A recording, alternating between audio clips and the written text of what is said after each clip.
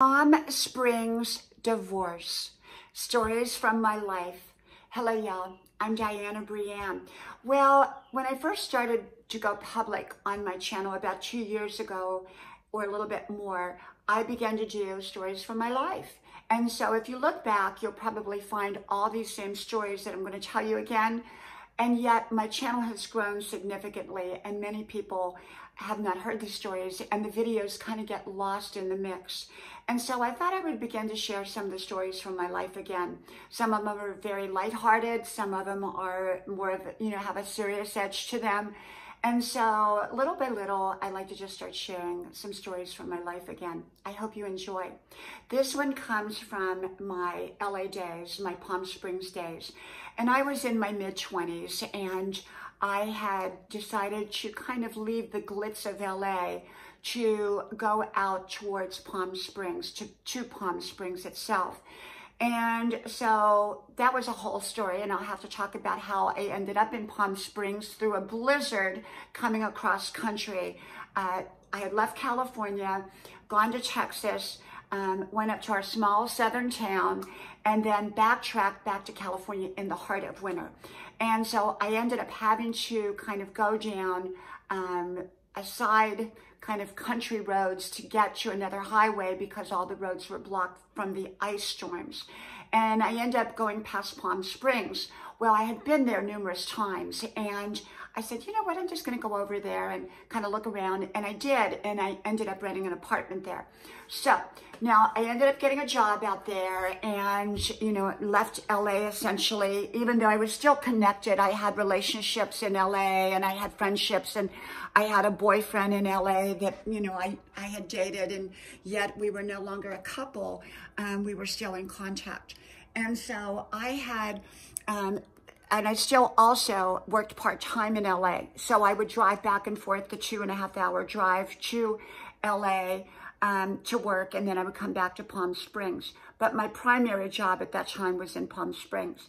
So anyhow, I dated a really handsome young attorney, and I fell madly in love with him, but he kind of played a lot of games with me, mind games, and so I broke it off, much to his dismay. He didn't think that I would ever break off a relationship with him, and I did, and I held to that. I mean, he and I became friends later, and that was great, but at that time, I just completely broke the relationship off because he was just twisting my emotions, so to speak, and I didn't like that. And even at that young age, I was smart enough to know to back away from a relationship that was kind of playing those mind games. And he was really a great guy.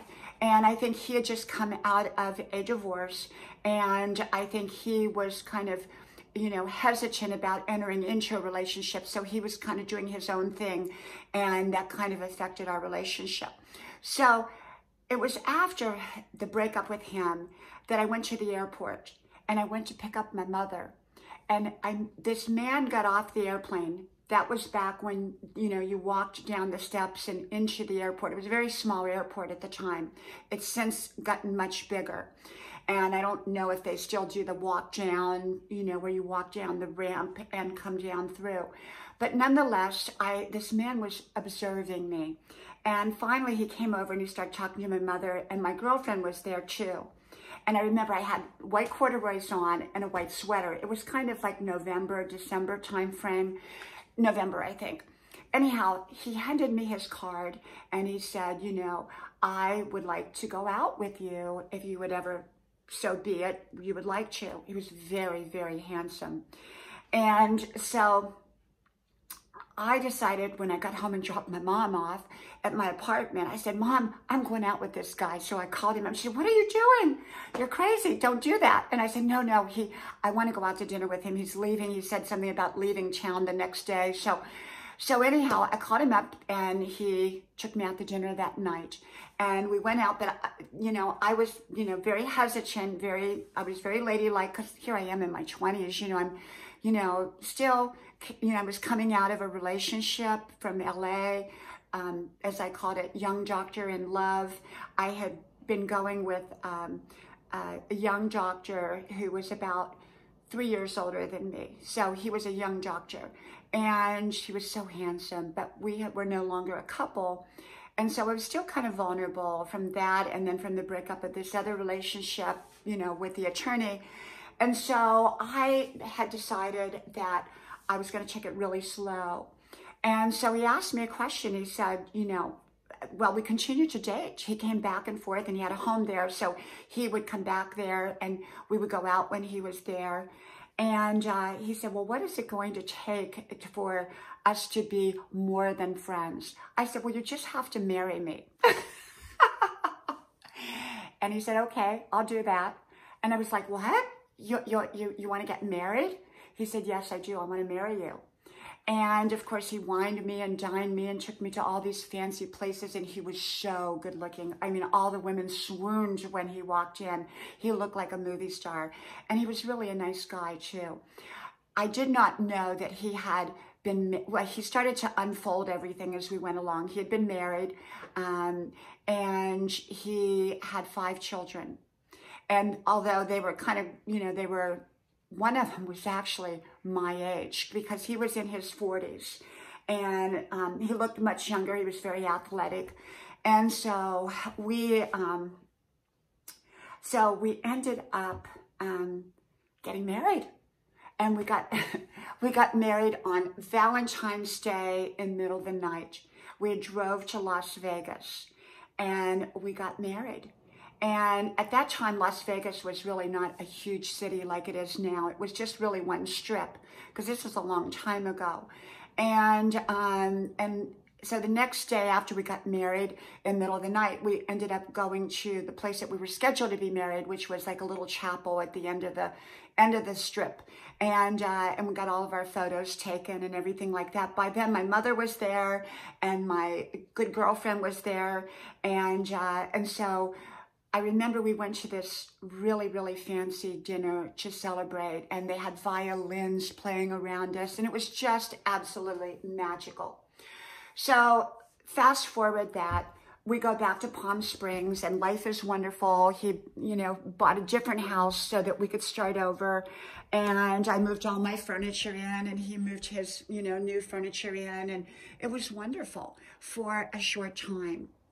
But then the phone began to ring and hang up, ring and hang up. And I think it was just the family, you know, his previous wife, maybe. I don't know. I don't know if that was true or not. But there was also the property settlement. In California, you can get divorced without a property settlement. And so things were still kind of hanging in limbo. And everything got really complicated at that point. Now, you have to remember, I'm in my 20s. I've never experienced this kind of thing. I mean, the only guys I ever dated were my own, you know, my own age with no history behind them to speak of. And now I'm married to a man who has 5 children and an ex-wife, and financial limbo because everything was tied up between both of them. And so I continued to work because I wanted to stay my independent self. And things just began to slide. And all we would do would be travel and go to dinner and things like that, which was wonderful. But it wasn't a normal life, you know, where people go to work and come home. We were just traveling. We went to Hawaii. We went to New York. We went here. We went there, staying at beautiful hotels and that. And so he began to miss his children significantly, and they kind of put up, you know, they wouldn't see him because he married this much younger woman. Even though he was in his 40s, I was in my 20s, and I even looked younger than what I was. So it was a very uncomfortable situation. I was very embracing of them. They were polite to me at best. And so long story short, I came home one day. I mean, things were falling apart, and I was trying to hold it together. And I saw that he was pulling out in his really fancy car. And I said to him, I said, where are you going? He didn't expect me home so early because I went to visit a friend. And he said, I'm leaving you. Goodbye. Oh my gosh, I was so shattered. I ran down the street after his car and chasing him, you know, what's going on? What's going on? And he didn't stop. He kept on going. And so we continued. He called me every 5 minutes. It drove me crazy because I couldn't make any sense of the whole thing. And so I called my friends over. It was a big house. And I didn't want to be there by myself because it was kind of secluded. And so, but I stayed there by myself. And my friends came over. I put a turkey and a ham in the microwave, one in the microwave and one in the oven. I don't know why. I just did. And so he kept calling. Well, over the course of about 2 weeks, it got very, let's see, it was summertime at that point, and it got very, very, very hot. And Palm Springs, if you know the heat, it's extremely hot. And we had 2 air conditioners. Well, one air conditioner went out, and then the other one went out. And it was like an oven in there, so I had to open up the windows. The problem is that I was there by myself, and we had a security system, but for the security system to work, all the windows had to be closed. So I either had to stay in an oven all night or you know, close, you know, or open the windows and no security system. And so lo and behold, I went into LA. You know, I was just frantic. I went back to work in LA. I was driving back and forth. I was staying at my girlfriend's at that point because I came home from Kmart. I bought electric curlers at Kmart, came home, and even though my security system had been on, I noticed that there were, I had 4 gold embossed, they weren't real gold, but you know, they look like gold embossed mirrors in a part of the house, and they were all there before I left, and 3 of them were gone when I got back, and the 4th one was cracked. Now, no one would have wanted those gold embossed mirrors, but somehow somebody had come into the house and taken something that I would have known was taken right away because it was on the wall that I would pass by. And so I got really scared, and I went and began to stay with my girlfriend. So I stayed with her, and I would go over and check on the house and everything. And I had brought my furniture and everything in, and antiques and things that were given to me from my grandma and all that as I was growing up. It meant a lot to me. So I went back into LA to go to work, and something told me to cancel and just say that, you know, I can't be in here to work today. And I did that. And I normally don't do that, but I drove back to Palm Springs. And as I was coming back, I decided to go past the house and check on it. And when I did, there was a moving van there. And his relatives, not him, but his relatives were there moving everything out. Well, you know, I was kind of scared, and I didn't know what to do. And so they were moving everything out, and I didn't, you know, they were taking my furniture, everything that I brought into the marriage as well, which I never saw again. Okay, never saw again. But I was so naive and like, I know this is going to work out. I'll get all my stuff back. It'll all be okay. And it wasn't. It wasn't. And so a couple months, maybe 2-3 months passed, and we had filed for divorce, and that takes a while. I think it takes 6 months in California. And in the meantime, he calls me back, and he wants to get back together. So we see each other, and we get back together, and we go to drop the divorce. And we didn't quite drop it, but we were in the process of dropping it. So it was kind of almost dropped, but not completely dropped. And so we went back together, but it just wasn't working. It just wasn't working. And I would throw him out and take him back and throw him out and take him back. By then I had my own place again, my own separate, I had an apartment at that point. And I would take him back and throw him out. And finally it just got to be so tiring. And I let the divorce go through because it just wasn't going to work. Well, right before the divorce, let's see, was it? Yeah, right before the divorce, we met in Santa Barbara at a beautiful hotel. And I knew that when we both, went our separate ways the next day, we went out to dinner that night. We had a wonderful time. But when we said goodbye in the morning, he said, I love you. And I'm looking forward to, basically spending the rest of my life with you. And he went that way because he was going north in California and I was going back to Palm Springs. So right at that, I looked back and I said, you know what? I'll never see you again. He didn't hear me say that. I was in my own car. I knew I would never see him again. So he kept calling me and it was all lovey-dovey and everything. Then one day he called and it just didn't feel right. And I said, we're over. We're just over. We're just over, because he was starting to play some games there and, kind of going back and forth. And I said, it's just not going to work that way. I need a solid relationship. And so left the divorce go through. and we were divorced, and we kept in brief touch after that, but that was it. And, you know, what happened to him later, I don't know. I don't know, because my life went on. I moved on, he moved on, and I met the love of my life about 4 years later. And I was so blessed to meet the love of my life. And I believe that everybody is connected for a reason. I believe that I came into this man's life for a reason. I think he came into my life for a reason, for a season. It kind of pulled me out of my LA days, which was, you know, a totally different life that I had led in there, which was wonderful, but it was different. And he kind of pulled me out of that. And then from, you know, our breakup, I moved like to Newport Beach area, and that was sort of the area that I met my husband in. And so everything was leading up to me meeting my husband, and then, you know, our life together. And that's been, you know, 30 some years ago. And so, but, you know, I only think good thoughts about any person that's been in my life, because they came there to teach me a lesson and to connect me and me for them as well.